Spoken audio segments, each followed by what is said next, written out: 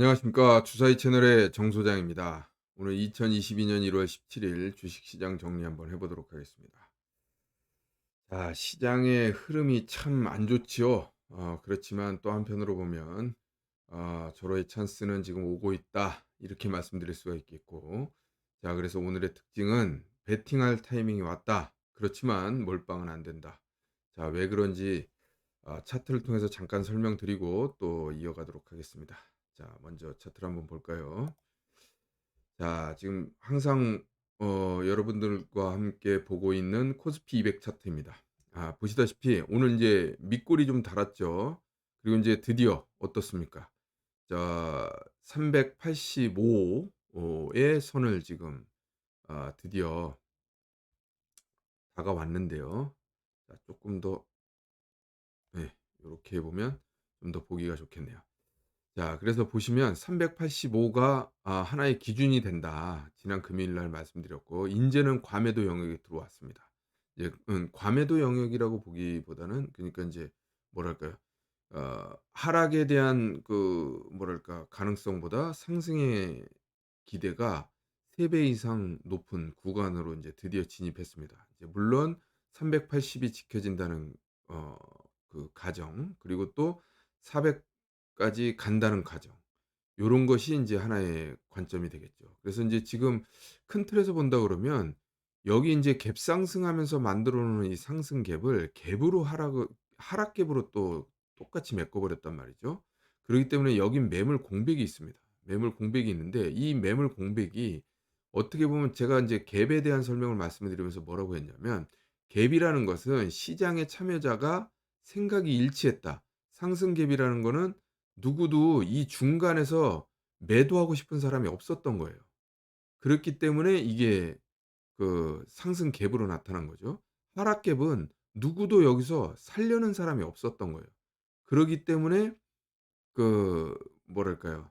이게 390 까지 한 번에 훅 빠진 거죠. 이 갭을 갭으로 메꿨어요. 그러니까 이 공간은 사려는 사람도 없고 팔려는 사람도 없었던 공간이에요. 그러니까 나중에 이런 갭을 어떻게 메꾸느냐에 따라서 이게 상당히 중요한 어떤 방향성이라고 했는데, 일단은 지금 지수가 밑에 있기 때문에 올라갈 때는 요거 메꿀 때 대양봉으로 메꾼다 그러면 여기에 그 심리적으로 공백된 상태를 대양봉으로 메꾼다 그러면 나중에 향후에 매물대를 완전히 소화를 시키는 그런 형상이 나타난 거죠. 왜냐하면 이 상황에서는 거래가 없었는데도 불구하고 거래가 여기서 올라가면서 만약에 그 황소가 매물을 잡아먹고 올라간다. 그러면 여기서 팔았던 이 구간은 여기서 매매를 했던 사람들이 아니라 다른 구간에서 매매했던 사람들이 나오는 거거든요. 그리고 양봉이라는 건 뭡니까? 매물대를 돌파하는 그런 과정이잖아요. 그러니까 기존의 매수자들이, 그러니까 매수자들이 매도를 하는 게 인제 대양봉에서 벌어지는 거래량입니다. 그러기 때문에 이런 것들을 감안을 했을 때 인제 지금 아직 너무 섣부르지만, 돌파를 할 때 대양봉으로 돌파를 한다 그러면 실질적으로 그다음의 상승은 뭐 확률이 굉장히 높아진다. 이렇게 말씀드릴 수가 있는 부분이죠. 물론 지금 현재 말할 부분은 아니고, 자, 그래서 일단은 우리가 먼저 해야 될 건 뭘까요? 380을 지키는지 여부를 봐야 된다. 그래서 분명히 지금 차트상으로 보나 이따 숫자로도 말씀드리겠습니다만, 차트상으로 보더라도 인제 드디어 매수에 관심을 가져야 될 타이밍이 왔다. 그러나 제가 뭐라고 했습니까? 단 몰빵은 안 된다. 그건 무슨 소리냐면, 지금 예를 들어서 이 380을 지지한다고 가정하고 지금 말씀을 드린 건데, 만약에 이게 깨진다 그러면 어떻게 되겠어요? 근데 여러분, 깨진다고 가정했을 땐 그러면 지금 살 이유가 없겠죠. 근데 나중에 예를 들어서 이 부분을, 그러기 때문에 시장이 강한 어떤 흐름을 보일 때는 어떻게 되겠습니까? 요 부분이 오기 전에 여기서부터 올라가죠. 그렇게 되는 겁니다. 그러나 인제 시장의 심리가 지금 사실상, 근데 또 인제 나쁘다고만 볼 수 없는 게 이 밑꼬리가 바로 시장의 심리를 나타내는 겁니다.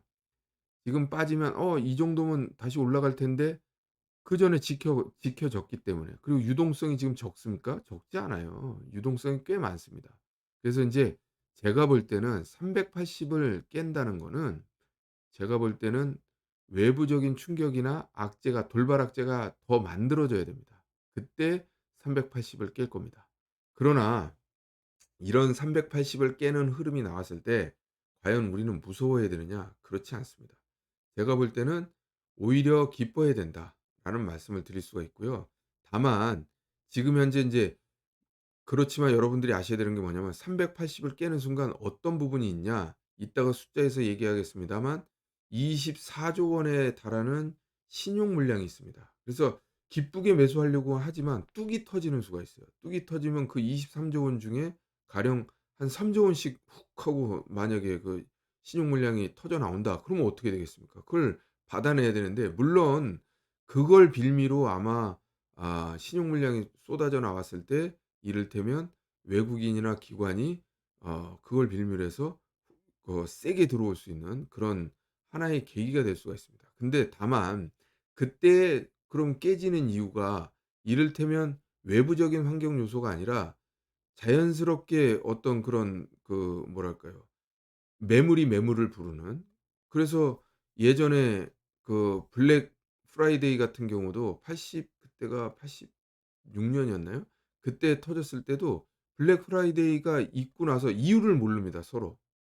그러니까 어떤 이유가 없이 그야말로 매물이 매물을 부른 거예요. 그러니까 그 지금 프로그램 매매라고 하는 부분들 그러니까 자동으로 걸어 놓은 그리고 자동으로 로스컷이 들어오는 부분들이 나오다 보니까 매물이 매물을 불러서 더 깨진 거예요. 그러니까 또 다음 펀드에서 또 로스컷이 걸리고 그걸 깨고 거기서 매물이 나오다 보니까 그다음 주가가 하락하게 되는 거죠. 그러니까 하락이 하락을 부르는 거예요. "이런 상황이 발생할 수 있다." 이런 말씀을 드릴 수가 있는 부분이고 그러기 때문에 우리는 어떻게 해야 되느냐. 정석적인 플레이는 사실 양봉에서 매수해야 됩니다. 음봉에서 매수하는 게 아니고. 그렇지만 지금 현재 시점에서 봤을 때는 일단은 이런 중요 지지선 부근에 왔을 때는 우리가 과감한 매수 플레이가 들어갈 필요가 있다. 그런데 방금 전에 말씀드렸다시피 몰빵은 절대 안 되는 거죠. 그래서 일부 지금 우리가 현금의 일부를 여기다가 뭐랄까요?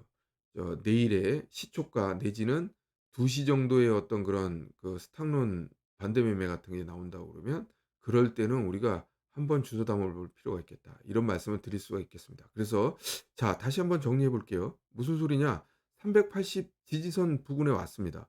그러니까 이전에 우리는 매물을 한번 대놓을 필요는 있어요.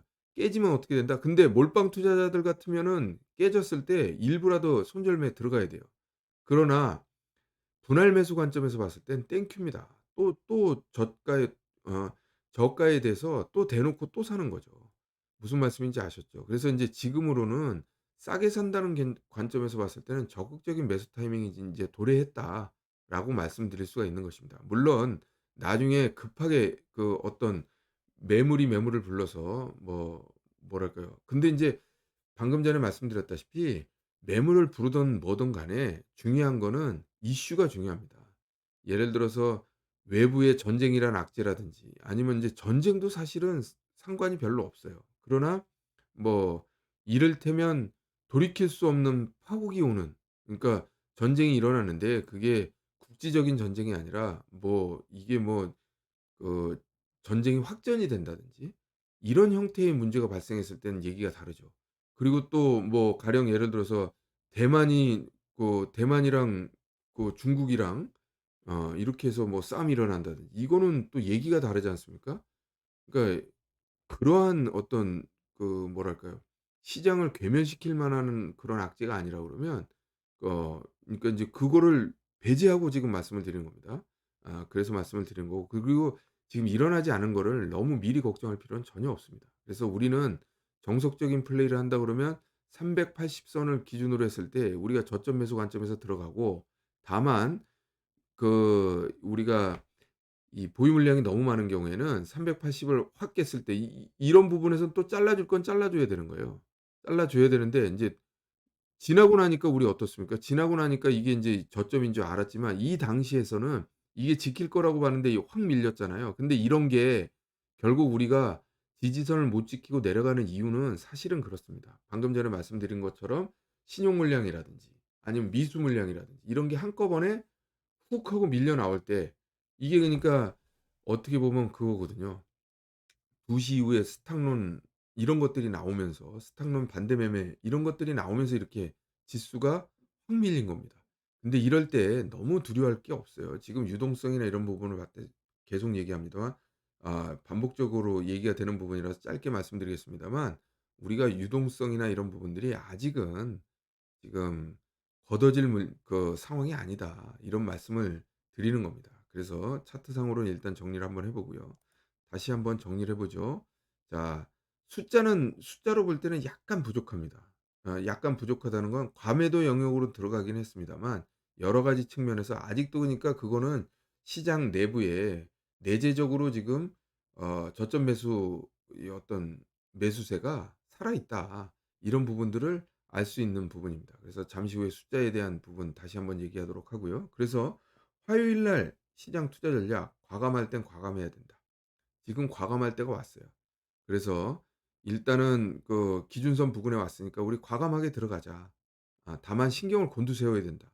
몰빵 투자자라면 발밑이 낭떠러지기 때문에 아니다 싶으면 바로 잘라내야 된다. 그러니까 380이 깨진다고 보면 깨질 때는 일단은 일정 부분 정리해 줘야 된다는 거예요. 그러나 그건 몰빵 투자자의 얘기인 거고요. 우리는 지금 계속해서 말씀드렸습니다. 분할 매수의 관점에서 접근을 해야 된다고. 그래서 분할 매수의 관점에서 봤을 때는 느긋하게 조금씩 조금씩 좋아하는 어떤 그 눈여겨봤던 제가 말씀드렸던 거는 건설이라든지 금융주라든지 이런 부분들 그리고 또 이 와중에도 또 머리를 올리면서 상승 양봉을 나타내고 있는 그런 종목들은 우리가 조금씩 조금씩 매수해도 무방하다.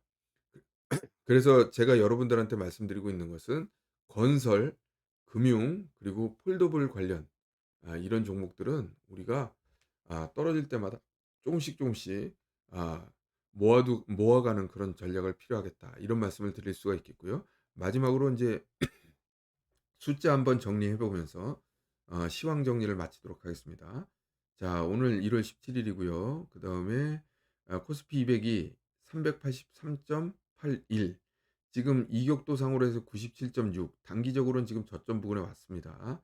이격도가 96을 보면 6 자를 보면 거의 인제 단기 저점인 경우가 그동안에 많이 나타났었습니다. 그래서 인제 이런 부분들을 보면 인제 '거의 다 왔다.'라는 말씀을 드리고 자, 쪼끔 미흡하다는 게 뭐냐면 정비혈수가 지금 100개 미만으로 떨어져야 이게 확실하게 과매도 구간이 됩니다. 그러니까 결국은 이거는 인제 어떻게 보면 어 시간이 해결해 주는 부분이에요. 내일 만약에 한 번 더 하락한다 그러면 이건 뭐 분명히 100 미만으로 떨어지겠죠. 그리고 인제 드디어 계속 제가 말씀드렸던 682 이게 인제 더 이상 숫자가 더 이상 늘어나지가 않습니다. 이게 그 키움증권의 종목 검색식의 한계치입니다. 682. 그러니까 "과매도 영역에 드디어 역배열 숫자는 진입했다."라고 말씀드릴 수가 있겠고 고객 예탁금과 지금 신용잔고 그래서 아까 전에 신용잔고 잠깐 말씀드렸습니다만 23조 원 물량 중에 뭐 한 10% 빠진다 그러면 2조 원 되지 않습니까? 그럼 2조 원의 신용잔고가 반대 매매가 나온다. 그랬을 때 시장의 충격은 어마어마할 수 있죠. 그러기 때문에 지금 우리가 저 그 380 이라는 코스피 200 기준으로 봤을 때 380 이라는 숫자가 금방 깨질 수도 있습니다마는 그렇지만 그때가 우리는 일단 받쳐 놓고 분할 매수 관점에서는 충분히 여유롭게 살 수 있는 그런 타이밍이다. 이렇게 말씀드릴 수가 있겠고 자, 상승 종목 수 3% 이상 상승 종목 수가 100 개예요. 이것도 지금 조금 부족합니다. 사실은 50개 정도 나왔으면 제가 확실하게 "무조건 사십시오.